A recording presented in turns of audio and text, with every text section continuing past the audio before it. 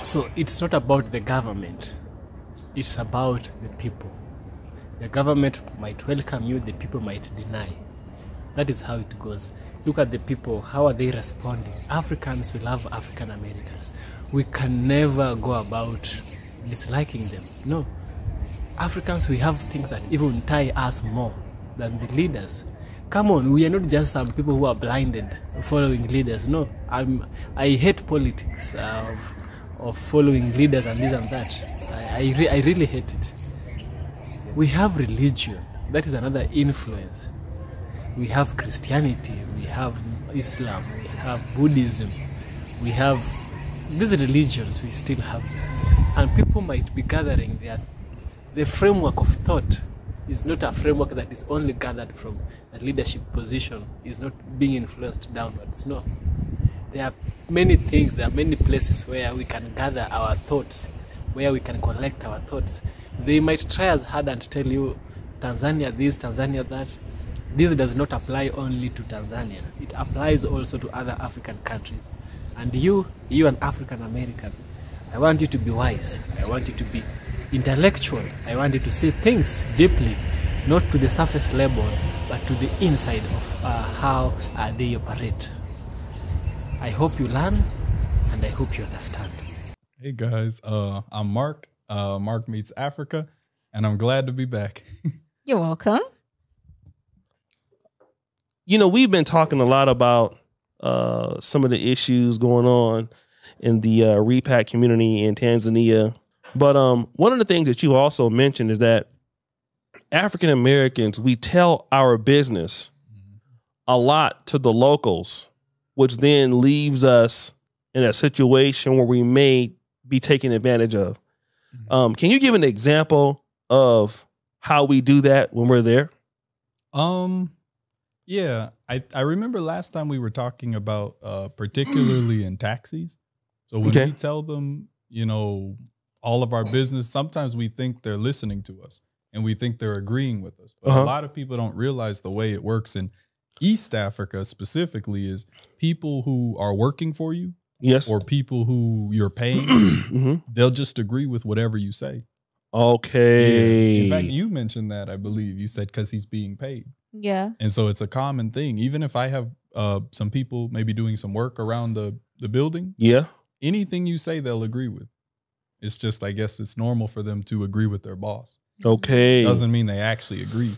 So we take that as they're actually agreeing with us. Okay. But yeah, we do it in taxis. We do it in restaurants. We do it in offices. We do it everywhere. Okay. If you can get to a point where you walk into like an immigration office, and they're saying, you know, maybe you have an issue on your visa. Okay. And you try to make the argument of this system doesn't work. They're always going to hit you with, well, you left your country because of police brutality or something like that. Whoa.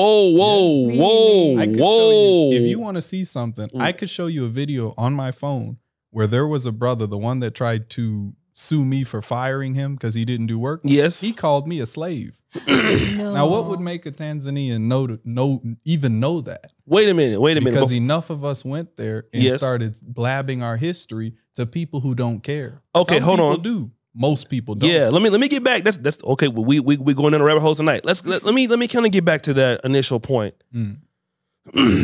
That I've seen videos of. I think we have one video on our channel here where there was a lady that talked about her issues at the Tanzanian immigration office. Yeah, Lala's journey. Shout out to her. Yeah. That video did very good on our channel. But you're saying that because of, you know, us being so happy to be there, then us telling them, you know, we're glad to leave the, what do they call that? Babylon. People call it Babylon. Yeah, we use that a lot, that term. Yeah, Babylon. And then you start having problems, then they'll just tell you, well, you left, where you left has police brutality. Yeah. Wow. Well, I guess it's really an issue of, let's say you get into an argument with a person who you know a lot about. Okay. You have a lot of ammunition. And so that's all it is. It's not to say every Tanzanian is, you know, insensitive to our issues, because that's not true. Okay. I don't want everybody to think, oh, don't go to Tanzania because those people hate us. No. In fact, before I make any point, there was a huge difference between Tanzania in 2020 and Tanzania in 2020 whenever Magufuli died. Huge difference, down to the point where the locals were telling you. When Magufuli, I believe, was in office, and I asked this from an elderly woman who has an organization in Morogoro. She deals with special needs children. She's been on my channel. She's a Tanzanian? She's a Tanzanian. Okay. She and a bunch of other elderly Tanzanians. Okay. When he first died or was taken out or however it happened, right? She and a few other elders, because I asked around, they said, this country is going back to how it used to be. I said, how did it used to be? She said, the culture of the country, Tanzania, was a bit different than what it was when he was in office. When he was in office, it was such a friendly place to be. In fact, most of the people you would talk to, ancestral African diaspora who were coming to Tanzania, their biggest reason, most of them were saying, I'm there because Magufuli.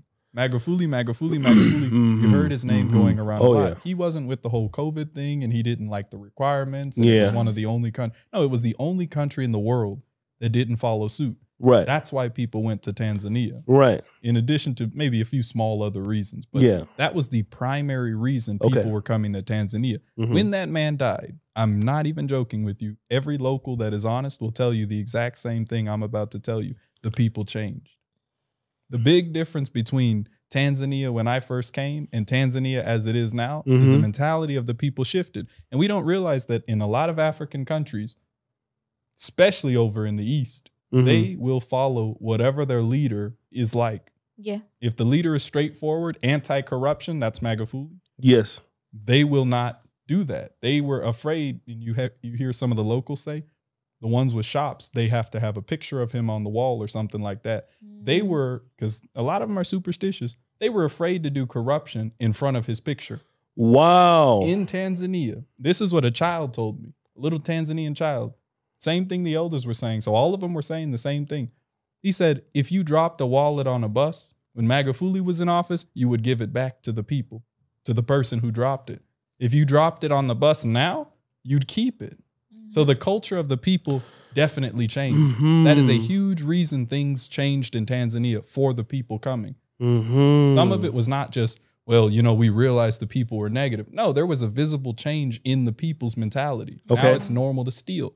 It's normal to be corrupt. That came back. You ask the elders, ask the elders, forget the people, ask the elders. The people who have experience. What was Tanzania like before Magufuli? They'll tell you it was a terrible place. They'll tell you some of the things that they beat back, the darkness that was beat back, the lying, the cheating, the stealing, was greater in the past. When he came into office, according to them, that changed. People were loving, people were happy, you were family. When I walked into that airport, that man said, welcome home. You don't get that anymore. And it didn't hit me until recently. I said, you know what? I do remember. I started going through what are the factors that changed in Tanzania? Leadership.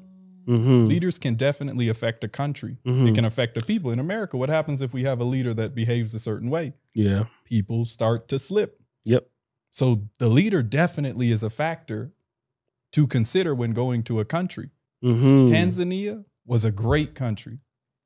It was the most friendly, happy place I'd ever been to. It was the first place I'd been to, but I definitely know it wasn't like this back then. Right. So to the credit of the people who came to Tanzania and experienced Tanzania for the good, and then experienced something different, they're not crazy. They legitimately experienced a different Tanzania when the leadership changed. Okay, so let me kind of get back to that then before we go to Jonita. So basically what you're saying is when African Americans were coming to Tanzania, like in 2020 when I saw you coming, they were having a better experience. So maybe being a little bit more open because a lot was happening. I believe it was what's this guy in Minneapolis? He got killed. George Floyd. George Floyd. Yeah. I believe that happened around that time, 2020. Yeah. Okay. I think so. Yeah. It was yeah. Yo, it's 2020. It was like a whole different place. And yeah. I'm not even I believe Trump was still the president when George Floyd happened. I'm pretty sure he was in his last term. Okay. Probably. So they're being open and straightforward as to why they want to come there. Mm-hmm. Then do you think that Magufuli did he understand that he had all these people coming into the country that were, as you consider, ancestral African diaspora, which means African Americans, Jamaicans, Caribbeans? Did he know? I'd like to believe he did. According to a lot of the people who were coming and a lot of the locals, he had a plan to welcome us later on. Okay. When he died, and this is a very well-known fact. Yes. That his predecessor, who's a female, right? Who's a female. She's still there? Yeah. She made it her mission to undo his legacy in certain ways. Okay. I don't know if that was a part of it, but I do know our perception changed. Okay. When I walked into immigration, the feeling was different. Okay, so let me stop there.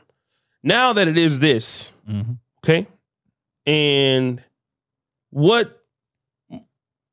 how should we behave? Like, 'cause one thing I would say is this: when I'm in Uganda, I never tell people anything negative for the most part about what our experience is in America. Because number one, it's not their business. And, I don't want them to see me as that, to be like somebody they can victim. It's already bad. I already have this accent, right? How should we move on the continent knowing that we're glad to be here, but at the same time, there are certain things that we need to keep to ourselves as a group of people? Yeah, that's actually a really good point you make. Obviously, I said it in one episode, but I'm not the authority on Black expertise. But if I had to say it, what's worked for me at least is just know who to say it to. Random people that you don't know, taxi drivers, restaurant drivers, restaurant workers, people like that. I'm not going to say they don't need to know, and I won't even say it's none of their business.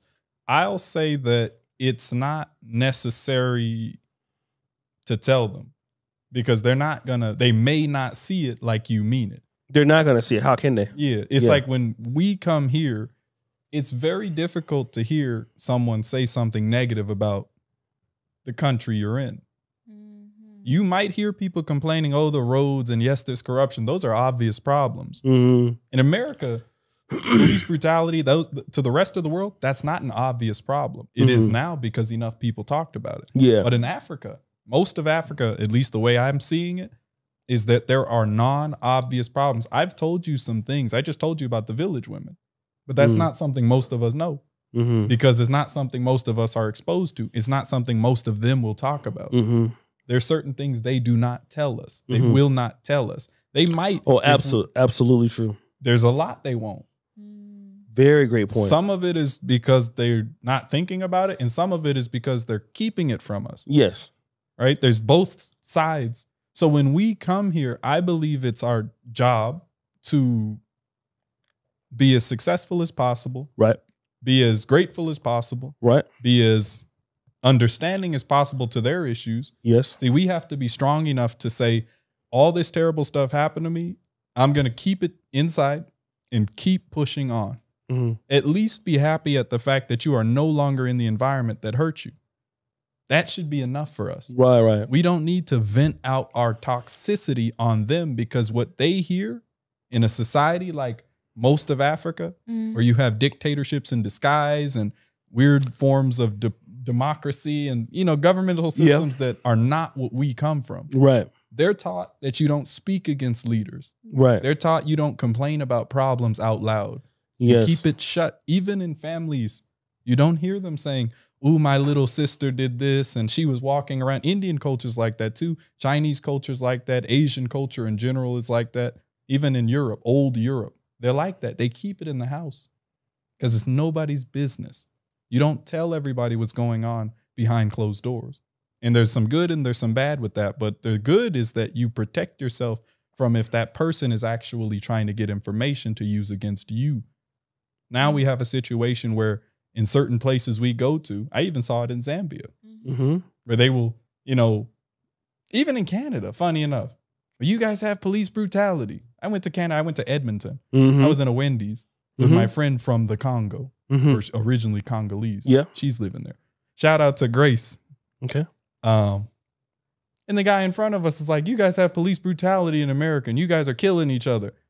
That's obvious because they're Canada. They're right above us. But if I come all the way to Africa and they say, you guys kill each other all the time and you guys are terrible people to one another. And they're saying specific instances, George Floyd, they know Breonna Taylor. When they know names, it's become an issue. And we want everybody to sympathize with us. We want them to take our side because they look like us, but they don't think like us. Yes. Because in their mind, they are the equivalent of the white people in America, in Africa. Right.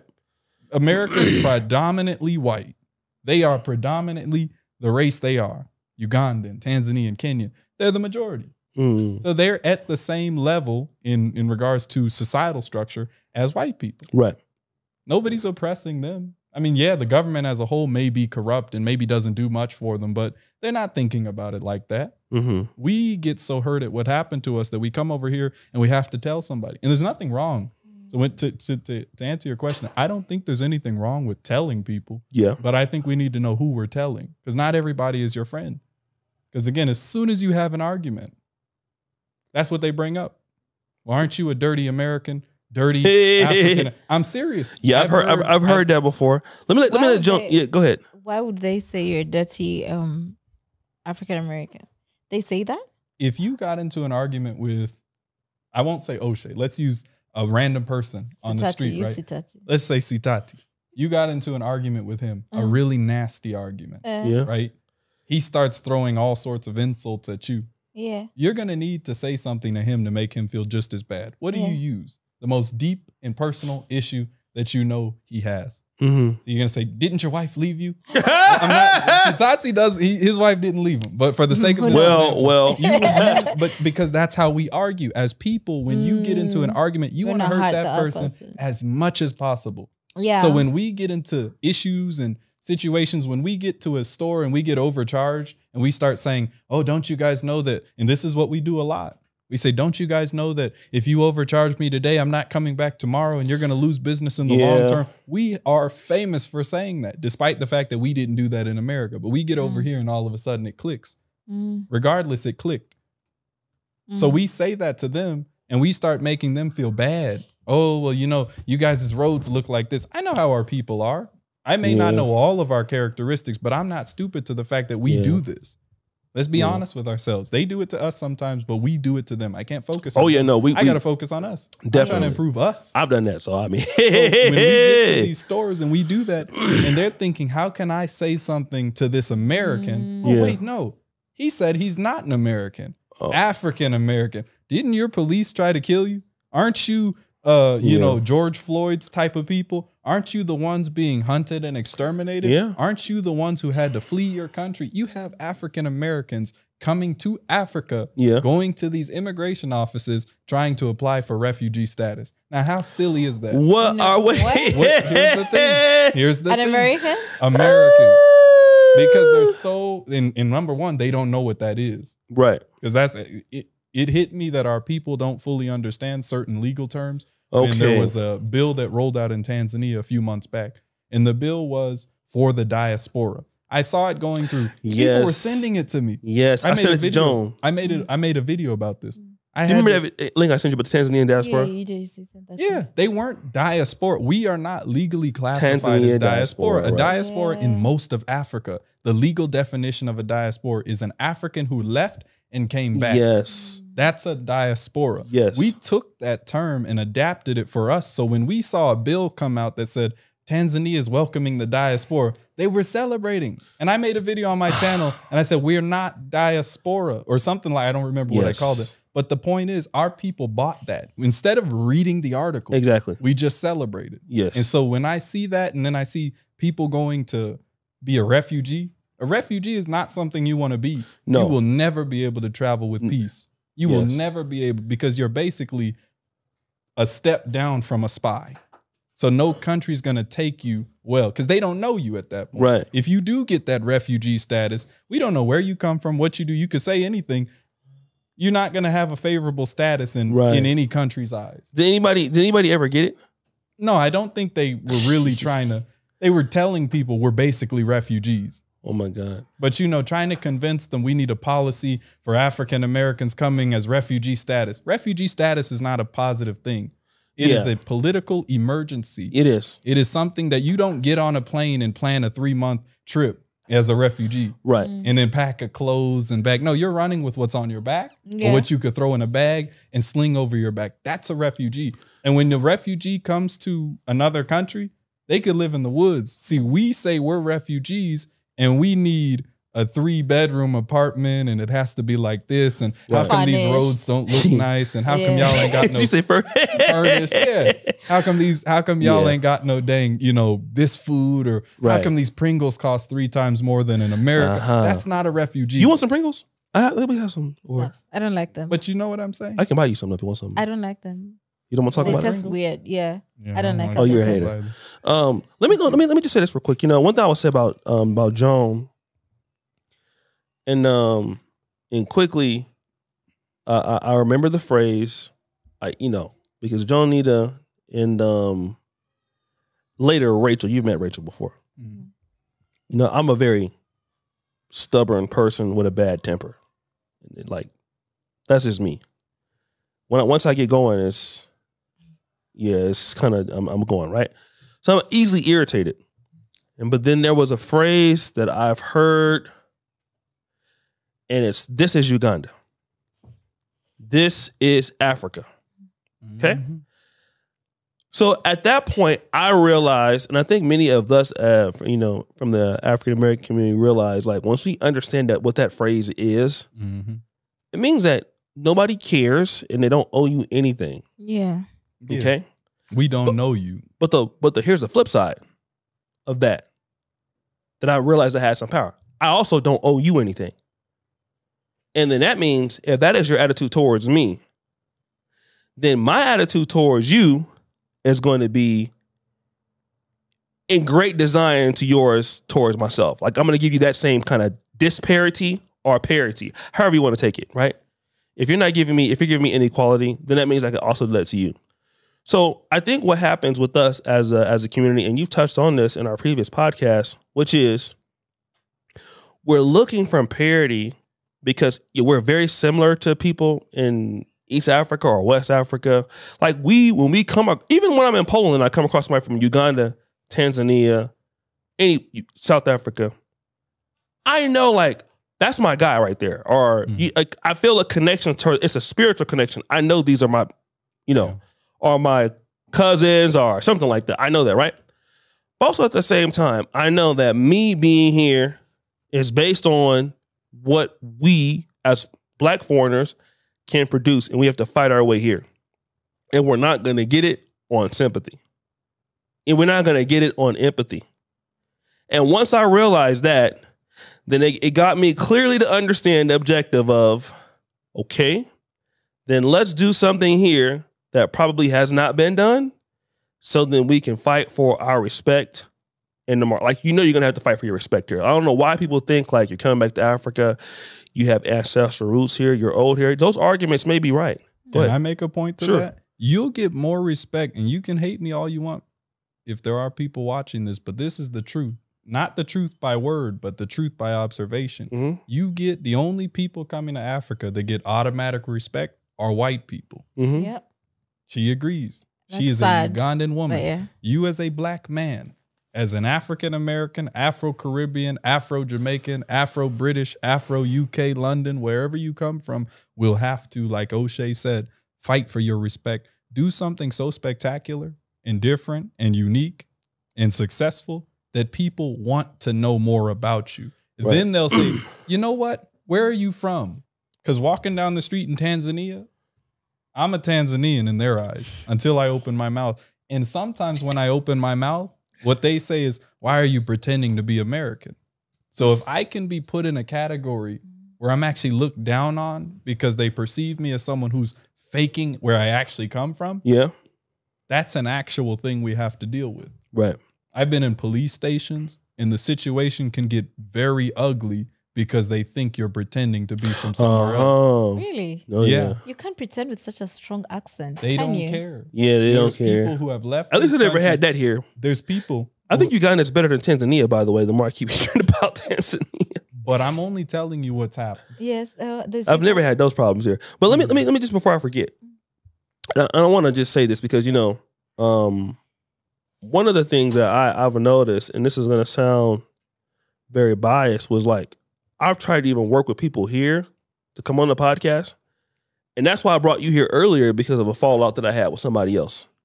And the thing is that I was talking to brother Kala Genesis. Shout out to him. You interviewed him before, remember? Mm-hmm. Very long-winded guy, smart guy. Yeah. He told me something about this podcast that was very interesting. He said, you know, O'Shea, the Kinganda YouTube channel, it shows one thing, that African Americans have an interest in the development of Africa. And, you know, I think sometimes we could take things personal. We could take things, you know, from the trajectory at the fact that these people don't understand our plight and all of that.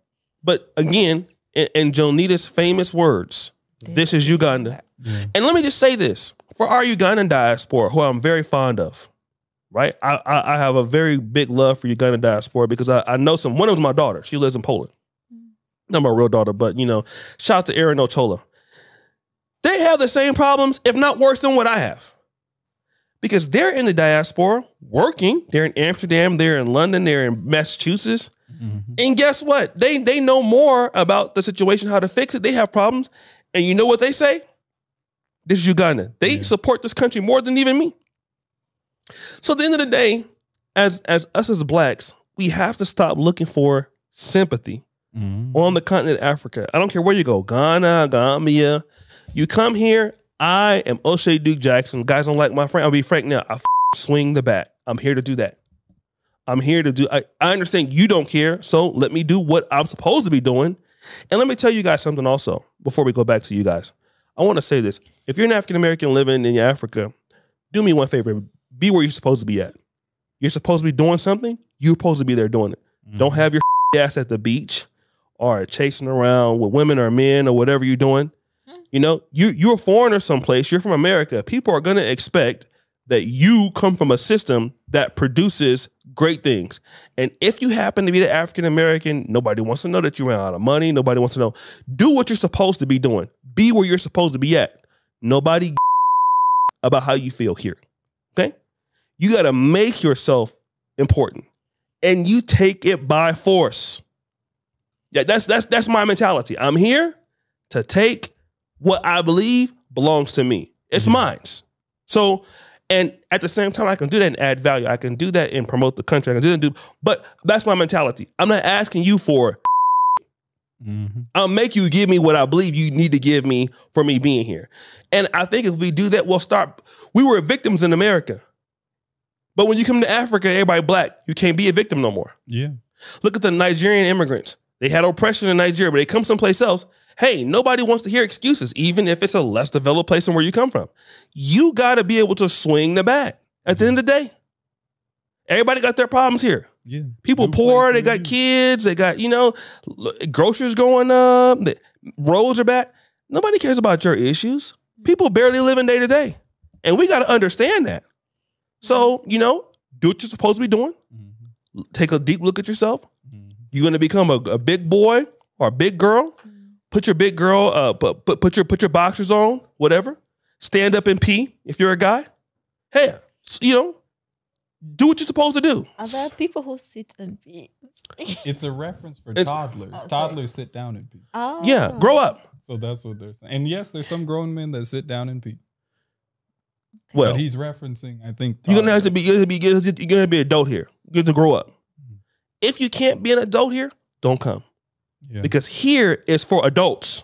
So that's what I want to tell you guys. If only more people knew that, O'Shea. Yeah. 50-year-olds coming over here trying to get sympathy. And there's nothing wrong. We're not wrong for wanting that, but we need to be strong enough to keep going even when we've been hurt. There you go. You know, when they say we're on the front lines in America, we're on the front lines. Well, the soldier on the front lines doesn't just say, okay, you know what, I'm tired of the front lines. Can we pause the war? No, you keep going. Yeah. Africa's like the back lines. You have the opportunity to heal here.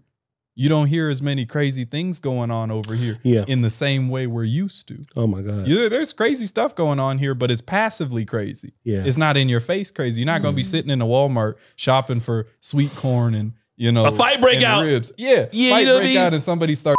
That doesn't happen. No. You might, I have never seen that happen. No. Yeah. But when I go to Sacramento, shout out to Walmart on Truxell Road at any given time. You never know. It got so bad. Shout out to SPK. He sent me a picture of. He's living in I won't say what city, but he's living in the West Coast somewhere. He sent me. There's some steak. It got so bad. People are looting in California. Like it's a big thing now. They changed the law. So smash and grabs right? Like almost every week. Okay, especially in the Bay Area. He sent me of a piece of a steak. I'm going to put it here on the screen if I can put it there. Right, it's encaged. Because people are stealing meat like that in the States. Now, you think that would be happening here. Man, that's happening in America. Can I add something? Yeah. We can't say, I know you don't mean it like this, but sometimes they'll perceive it as all of America. That's in some places. There's some places that are great, and there's some places that aren't. Well, it's the same here. You can go to places here where they lock up stuff like that. No. But what I'm saying is, I have never, and I'm just saying this about, I've been in Nairobi. I've been most parts of this country, in many parts, at least 40%, 50%, something like that. I've never seen Carrefour where they're locking up stuff. Yeah. But that's because of the smash and grabs going on in the States. Well, thieves here, so stealing is not illegal. Like, I've happened to see petty theft. But I've seen mob justice. Have you seen it before? Have you seen mob justice taking place? Yeah, in Tanzania, I saw it 3 times in 3 years. They killed the. Yeah, somebody tried to steal a motorcycle. They were all stomping him out. Yeah, and then somebody, I don't know what he did. He snatched a phone and ran. And I don't know how you could do that in a crowd of people, but they all beat him up, beat him bloody. So let's talk about the situation of Black Americans in Tanzania, in Africa in general. We're going to use the example of the nation of Tanzania, Ghana. We have now Gambia, we have Kenya. Kenya is becoming a hotspot for African Americans who are moving from America, seeking to find their home in Africa. And also South Africa is also gaining momentum, but the problem with South Africa is the racial segregation that is too much. South Africa is really eroded with a lot of racial segregation. However, one thing that these African Americans don't understand is that when you come to Africa, you are signing deals. There's a trade-off you are making, and you have to keep your end of bargain. You understand me? What I'm saying is that the hype of moving to Africa has become so big that, a lot of these African Americans are moving even without doing their due diligence. Some are moving and saying, it's not what we expected. The motherland has been overrated, or rather the motherland has been underrated. Some come here and face serious consequences. They go back home and they even try to discourage other African Americans from moving to the motherland because of their single experiences. Let me tell you this, individuals' experiences are very subjective and they differ from person to person.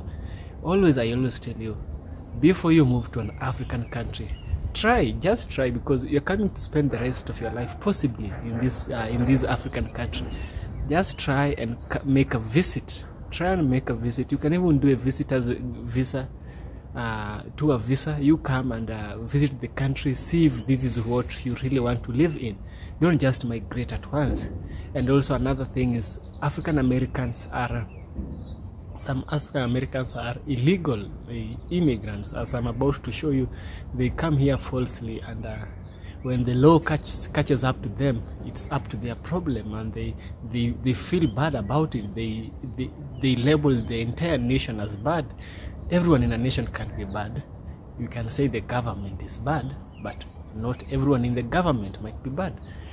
Mark Meets Africa was able to address the issues that African Americans are facing in Tanzania, and he even told the problems of African Americans in Tanzania.